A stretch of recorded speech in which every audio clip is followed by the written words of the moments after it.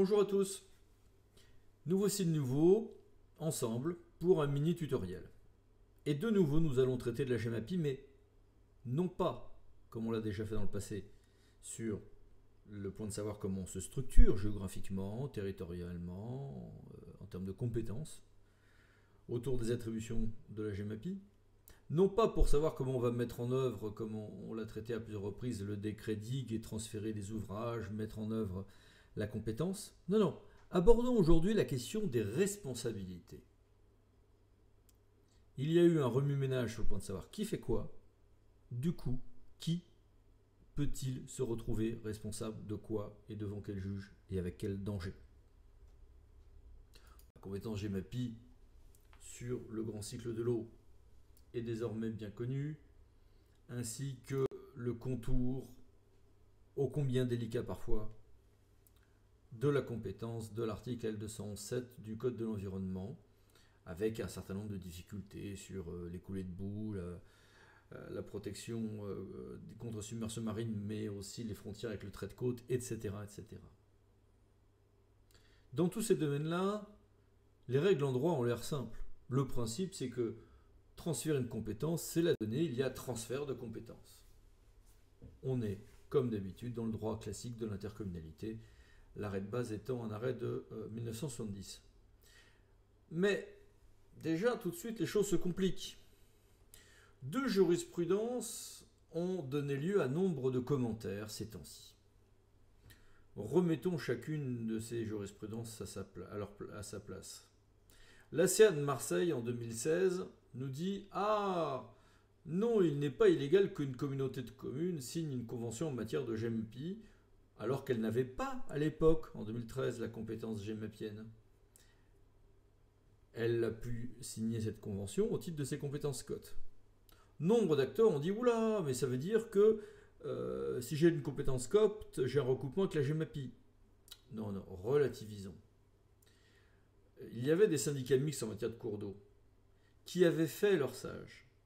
Et il s'agissait en l'occurrence de mettre en œuvre le SAGE. Et là, évidemment, on est en recoupement de compétences. Donc tout le monde, y compris la structure compétente en matière de SCOT, pouvait être autour de la table pour signer une convention de mise en œuvre du SCOT. Donc là aussi, pas d'inquiétude sur cette jurisprudence. Deuxième jurisprudence, interprétée en sens inverse et qui en réalité est toute simple. Une communauté de communes avait une compétence qui, à l'époque, était une compétence classique d'aménagement et d'entretien d'une rivière, d'entretien du lit et d'aménagement des berges. La commune, elle, avait gardé sa compétence tourisme, et nous étions avant l'intercommunalisation d'une fraction de la compétence tourisme au 1er janvier 2017. Quand la communauté de communes veut organiser un passage à gué empierré dans le lit mineur, eh bien, c'est elle qui demande les actes et les autorisations préfectorales. Évidemment que la Cour administrative d'appel de Bordeaux a validé le fait que c'était la communauté qui avait compétence pour ce faire, même si il y avait une intersection, en quelque sorte, avec la compétence tourisme dont était encore dotée la commune en question. Donc, ces jurisprudences ont donné lieu à beaucoup de débats. Retenons des idées simples. La Cour administrative d'appel de Marseille nous confirme que quand il s'agit en revanche de mettre en œuvre la GEMAPI, il y a beaucoup de gens autour de la table et que chacun peut agir au titre de la fraction des compétences qui sont les siennes. Bon, bah, ça c'est logique. Mais qu'en revanche, quand il s'agit de faire des ouvrages, par exemple dans le lit mineur d'un cours d'eau, évidemment que c'est l'autorité GEMAPienne qui a la compétence, quand bien même, là aussi, d'autres compétences seraient en cause. Tout ceci est très logique en fait. Mais nous confirme ce que l'on sait, c'est que la compétence GEMAPienne est à l'intersection d'un certain nombre d'autres compétences et que c'est une compétence qui souvent se mettra en œuvre par des conventions avec les autres acteurs qui ont leur quote-part de compétences dans tel ou tel domaine. Sauf que ce transfert a quelques limites. Une première limite, c'est les contentieux à venir. En effet, les contentieux à venir sont bien transférés, mais pas les contentieux ouverts au jour de l'intercommunalisation. C'est notamment l'arrêt Citélum que voici. Deuxième limite, le maire garde bien évidemment ses pouvoirs de police. Alors avant, on avait énormément de jurisprudence qui n'entrait pas dans ces détails-là, car souvent l'autorité gestionnaire de l'ouvrage était également l'autorité titulaire des pouvoirs de police.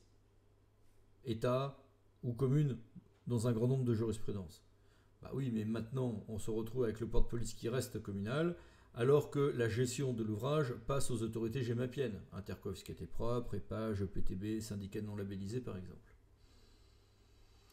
Donc, on a quand même un principe de transfert de la compétence, transfert des responsabilités, oui, mais pas les contentieux en cours quand ceux-ci sont des contentieux devant le juge administratif, et pas de transfert des pouvoirs de police. Ce qui n'est pas, évidemment, un détail.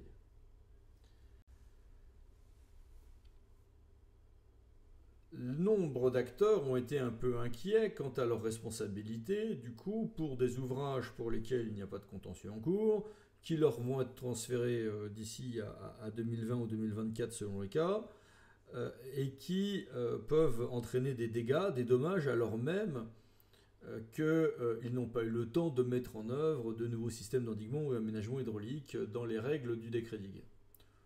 La loi dite Fesneau-Ferrand du 30 décembre 2017 a mis un peu de baume au cœur de ces élus et de ces cadres territoriaux inquiets pour confirmer que, évidemment, on va juger en fonction des anciennes règles si on est en période de transfert des ouvrages et que l'on n'est pas encore passé au nouveau régime, ce qui en réalité aurait été sans doute la position du juge en tout état de cause de toute manière.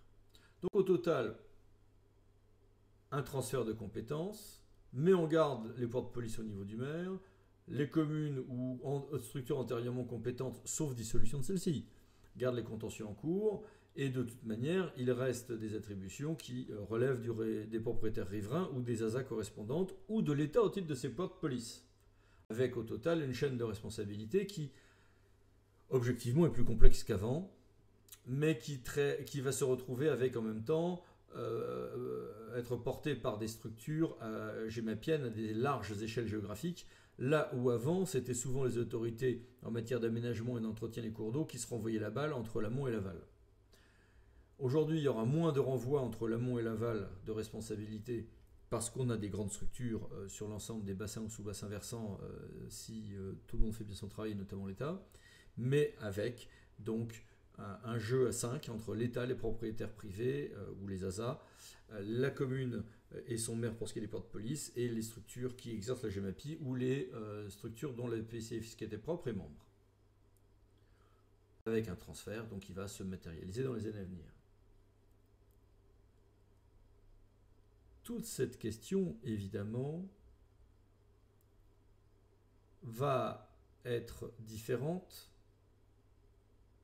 quand les ouvrages seront bien labellisés au sens du décret digue sous la forme de système d'endiguement ou d'aménagement hydraulique, que nous aurons bien des digues ayant été qualifiées comme telles et qui seront mises en place et gérées par l'autorité gémapienne, que les études de danger auront été faites et les notices propres aux ouvrages, car à cette date-là, il y a une protection particulière du Code de l'environnement qui permettra de transformer l'obligation de la collectivité et des êtres humains qui y travaillent en une sorte d'obligation de moyens, sous-entendu une sorte de présomption selon laquelle si on a fait son travail d'études correctement, d'études de danger, de notices et de systèmes d'endiguement ou d'aménagement hydraulique, on est supposé avoir fait son boulot au regard des règles notamment de responsabilité pénale.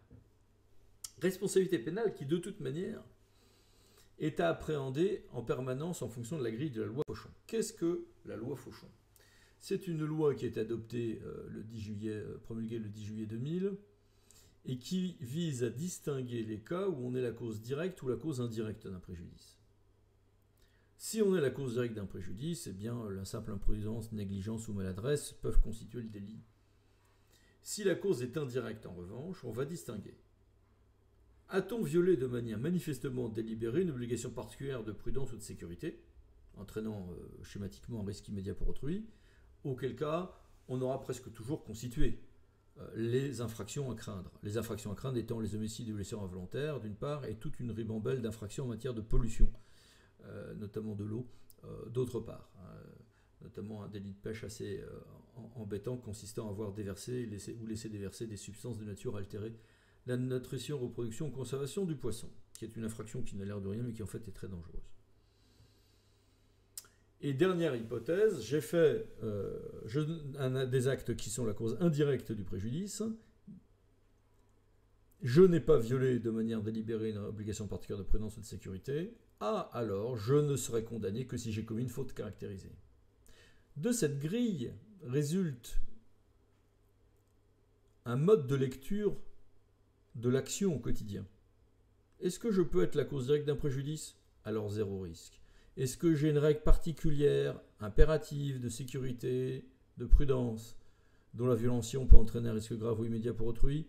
Alors zéro risque. Dans les autres cas, je ne dis pas qu'il faut en faire le minimum. Je dis qu'en tout cas, je ne serai censuré que si j'ai commis une faute caractérisée. Évidemment, une fois qu'il y a un accident, le juge a toujours tendance à trouver qu'il y a une faute caractérisée de commise. Mais globalement, ça veut dire que dans un grand nombre de cas, je pense à tout ce qui est GEMA par exemple, on peut se contenter de mettre des systèmes d'information. Pour des risques PI qui ne peuvent pas entraîner mort d'homme, on peut se contenter de travailler avec les plans communaux de sauvegarde, de mettre un certain nombre de suivis pour les personnes âgées handicapées ou ce genre de choses.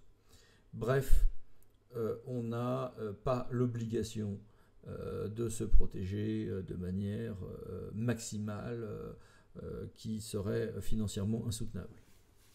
Donc, il y a bien une grille et des dangers que l'on ne peut pas prendre, par exemple négliger le sérieux d'une étude de danger, par exemple ne pas respecter les règles, par exemple les arrêtés préfectoraux en matière de digues classées.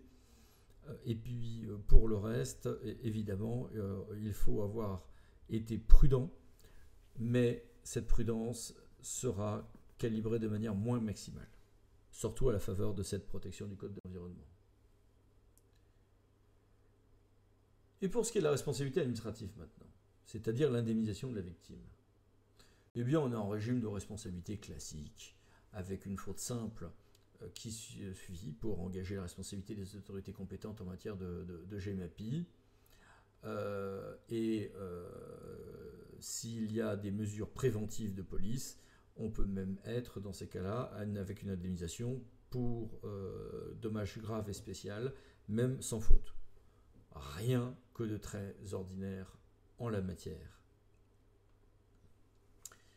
La responsabilité pour faute simple de l'autorité gémapienne pouvant être partagée entre les différents acteurs et évidemment ayant concouru au dommage. On se retrouve évidemment avec une responsabilité qui nécessite quand même une faute à ce moment-là, ce qui n'était pas le cas par exemple dans l'arrêt que voici de la CA de Nantes. Comme d'habitude, le juge administratif tend à considérer que la faute de la commune ne sera que très rarement exonérée ou leur indemnisation partagée avec l'État quand l'État tarde à informer la commune d'un risque d'inondation ou quand l'État a été négligent dans ses pouvoirs de police, car là on va glisser vers des cas de mise en cause rares, qui seront parfois pour faute lourde, parfois pour faute simple, mais en pratique il sera difficile pour la commune de se retourner contre l'État pour la quote-part de responsabilité qui est la sienne. Pas impossible, mais plus difficile.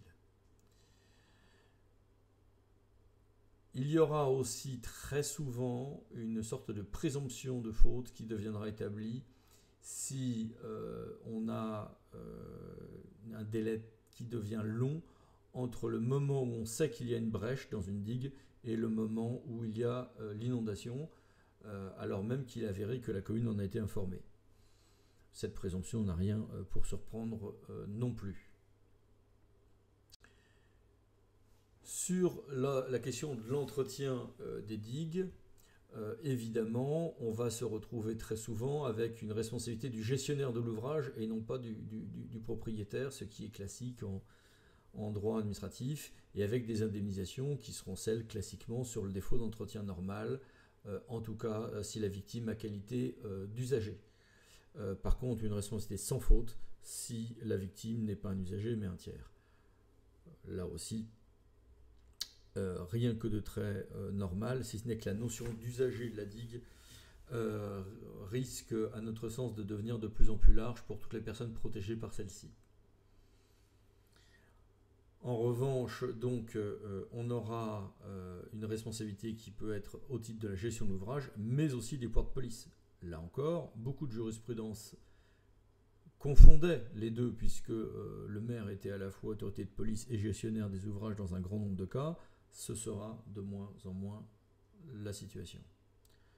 Mais face aux éléments naturels, il pourrait être tenté de se dire, oui, mais enfin bon, là, il y a force majeure. Rappelons que la force majeure doit être imprévisible, extérieure et irrésistible. Donc elle ne sera exonératoire de responsabilité ou limitative de responsabilité, mais normalement c'est exonératoire, que si on a des pluviosités ou des crues tout à fait exceptionnelles. Évidemment, il ne suffit pas d'être en catastrophe naturelle pour qu'on puisse dire qu'on est en force majeure. Alors, entre l'autorité de police générale, l'autorité de police spéciale qu'est le préfet, et l'autorité gémapienne, ou les autorités gémapiennes, on a après, évidemment, des jurisprudences qui peuvent être assez subtiles pour répartir les compétences entre les uns et les autres et les indemnisations correspondantes. Voici quelques exemples. Autre problème de frontière, quid du lien avec les autorités en matière d'urbanisme, qui ne sont pas forcément les mêmes, mais on sait très bien que l'urbanisme a un lien très très fort avec la GEMAPI, notamment en matière de délivrance de permis de construire dans des zones dangereuses, ou plus largement d'imperméabilisation des sols qui conduisent à changer la dangerosité en matière de crues par exemple. Donc là voici quelques jurisprudences qui globalement vont de plus en plus vers un contrôle assez strict, puisque officiellement on est bien sur un contrôle de l'erreur manifeste d'appréciation dans ce domaine, sauf qu'en pratique on est vraiment dans des erreurs manifestes d'appréciation de plus en plus souvent et de plus en plus facilement constituées. Reste la responsabilité également des riverains, qui sont bien pris en compte et combinés par toute une série de jurisprudences que voici, par exemple. Autre suite de jurisprudence sur l'articulation avec l'autorité de police, comme on l'a dit.